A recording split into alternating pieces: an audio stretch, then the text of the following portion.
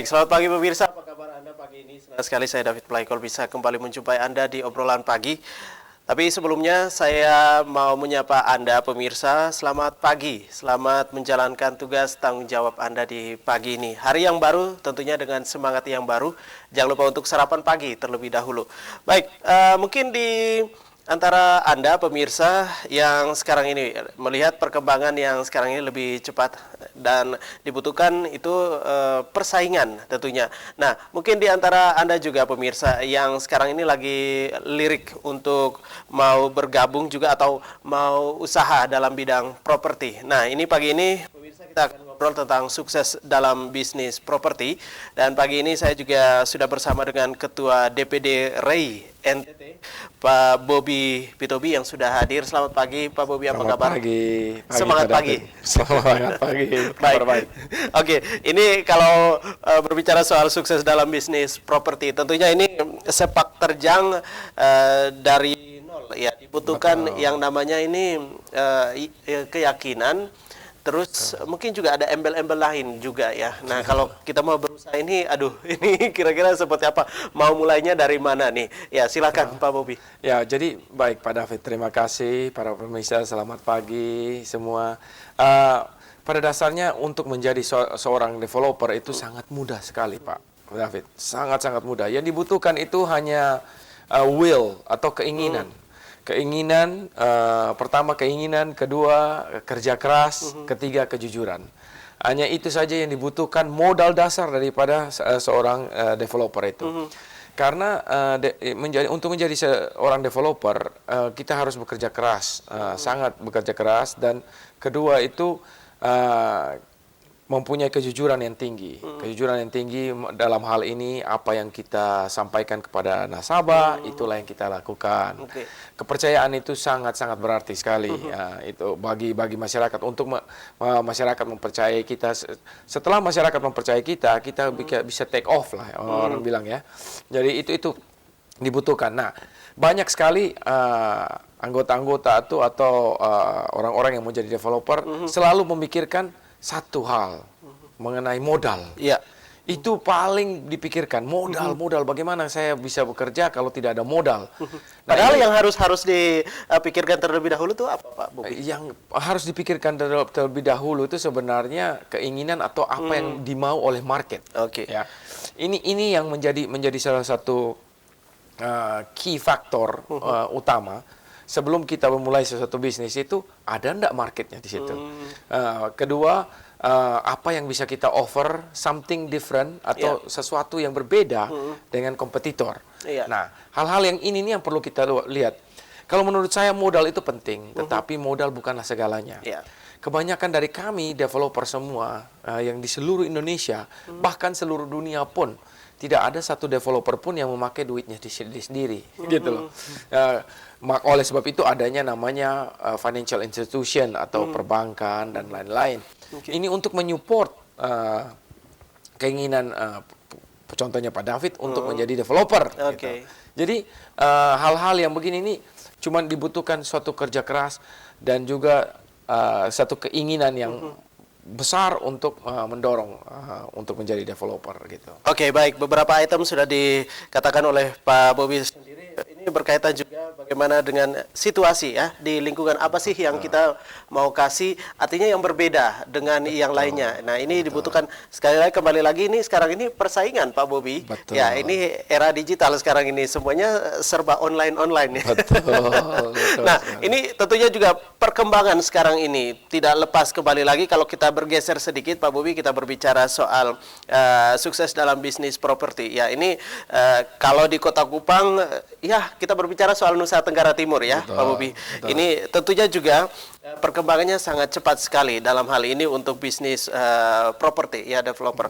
Nah, tentunya juga tidak terlepas dari keinginan itu dari mimpi ya. Kalau orang kita mau bilang ini dari mimpi terlebih dahulu, membaca situasi pasar seperti apa. Nah, kalau kita berbicara soal perkembangan di Nusa Tenggara Timur sendiri tentang bisnis properti ini sendiri, seperti apa Pak Bobi?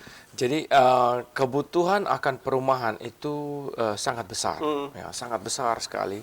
Seperti kita ketahui, untuk di NTT sendiri untuk di NTT sendiri kita masih mempunyai backlog sebesar 90.035 unit rumah. Jadi artinya orang yang mau memiliki rumah tetapi belum ada rumahnya dikarenakan pertama tidak ada developer yang membangun di daerah tersebut. Kedua, ada kendala dengan keuangannya mereka. Ketiga, kendala dengan kesempatannya mereka. Tidak pernah mengambil kesempatan untuk mencari rumah karena masih nyaman dengan keluarga dan lain-lain. Jadi backlog ini masih sangat-sangat besar. 90.035 unit rumah yang ada di NTT. Ini data dari Pokja atau forum perumahan yang ada di NTT. Nah, ini masih sangat besar. Dan selain daripada itu, kita masih mempunyai RTLH atau rumah tidak layak huni. Rumah tidak layak huni di NTT ini masih ada 340.000 unit rumah. Penyebarannya merata ya? Di seluruh kabupaten kota yang ada di NTT. Dari 340.000 rumah. Jadi kalau mau melihat peluang atau kesempatan, ini masih sangat besar sekali. Sangat besar sekali di NTT ini. Kebutuhan akan perumahan yang begitu besar, sedangkan developernya itu masih sangat sedikit. Kebutuhan akan perumahan begitu besar. Kita dari DPD RI NTT sendiri, kita baru beranggotakan 76 perusahaan. Baru 76 perusahaan yang membangun di seluruh NTT. Nah, dengan kebutuhan 90.000 unit, ini masih sangat besar sekali. Jadi masih kesempatan itu masih sangat besar. Nah, ini menjadi peluang-peluang untuk kita tangkap untuk para developer-developer baru. Saya juga mengajak para developer-developer baru atau kontraktor-kontraktor yang lamanya, mari kita bangun perumahan supaya pemenuhan akan kebutuhan perumahan itu bisa tercapai. Begitu. Baik, nah ini kembali lagi soal mindset ya, pola pikir dari masyarakat itu sendiri juga. Untuk bagaimana juga kembali lagi kalau kita berbicara berkaitan dengan bisnis properti sekarang ini yang sekarang digeluti juga oleh Pak Bobby Pitobi, perkembangannya sangat pesat sekali. Artinya ini juga membantu masyarakat tentunya. Dan juga kalau kita mau berbicara, nah ini kembali lagi soal pola pikir ya, pola pikir dari masyarakat itu sendiri. Nah, mungkin pemikiran, ambil contoh Pak Bobby. Nah, kalau kita di Kota Kupang, ya namanya kota, tapi di kabupaten. Nah, ini mungkin juga masih ada beberapa tempat yang ini kalau mau dibilang masih ada pohon, artinya hutan gitu ya. Ya ini mau perkembangannya seperti apa? Ya pola pikir juga nih. Nah, ini seperti apa Pak Bobby? Jadi memang perkembangan kota itu harus kita perhatikan ya. Dari perkembangan kota itu dari suburbanisasi menjadi urbanisasi. Itu ada dulunya hutan sekarang jadi kota, dulunya sungai sekarang jadi jalan dan lain-lain. Ini memang harus berkolaborasi dengan pemerintah setempat, dalam hal ini RT RW, rencana tata ruang yang bagus, wilayah yang bagus, agar kota itu bisa tertata dengan baik. Nah, jadi kita dari DPD RI NTT sendiri, kita selalu berkolaborasi dengan pemerintah daerah untuk membangun suatu kota, untuk membangun suatu daerah itu, supaya penempatan dan pemanfaatan daripada lingkungan itu sendiri tepat sasaran dan sesuai dengan program pemerintah setempat. Nah, itu pertama. Nah, yang kedua mengenai kalau kita ngomong mengenai pola pikir masyarakat, ya. Pola pikir masyarakat ini kita di NTT, pola pikir masyarakat di NTT ini masih sangat-sangat tradisional atau masih sangat-sangat berpaku terhadap kekeluargaan. Jadi masih banyak yang tinggal dengan sesama dengan keluarga, tinggal dengan orang tua atau tinggal dengan mertua, tinggal dengan kakak adik, satu rumah itu bisa mereka bisa mungkin ada kira-kira 3-4 kakak di dalamnya, dan rumah itu masih mempunyai lahan yang begitu besar, sehingga masih punya taman dan lain-lain di belakang, kebun malahan ya di belakang. Nah, hal-hal yang begini ini untuk pola suburbanisasi tidak masalah. Tetapi untuk pola urbanisasi atau yang sudah ke perkotaan ini tidak memungkinkan. Tidak memungkinkan. Nah. Baik, kembali lagi ini sangat menarik juga berkaitan kalau kita berbicara ini sukses dalam bisnis properti, artinya satu angin segar juga bagi kita semua, bagi Anda juga pemirsa yang sekarang ini menyaksikan obrolan pagi. Dan saya mau kutip satu lagu Pak Bobby.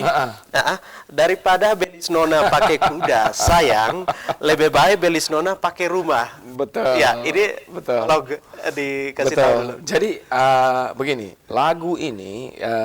lagu ini saya ciptakan dan goyangannya juga saya ciptakan untuk lebih sesuatu yang lebih fun ya kepada generasi milenial, terutama kepada generasi milenial dan juga generasi X, itu untuk memikirkan masa depan kita.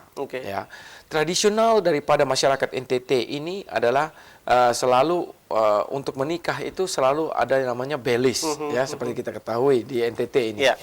Dan juga belisnya ini tidak kecil. Kadang-kadang itu belisnya itu bisa sampai ratusan juta. Dan ratusan juta ini beragam hal. Mungkin ada yang pakai hewan ya untuk sapi, kuda dan lain-lain, babi dan lain-lain. Ada juga yang memakai emas, perhiasan dan juga mungkin kendaraan dan lain-lain. Nah, ini hal-hal yang menurut saya ini agak bertentangan dengan kebutuhan akan kehidupan mereka. Kehidupan satu keluarga itu dibina, yang paling dibutuhkan, yang paling utama itu adalah rumah.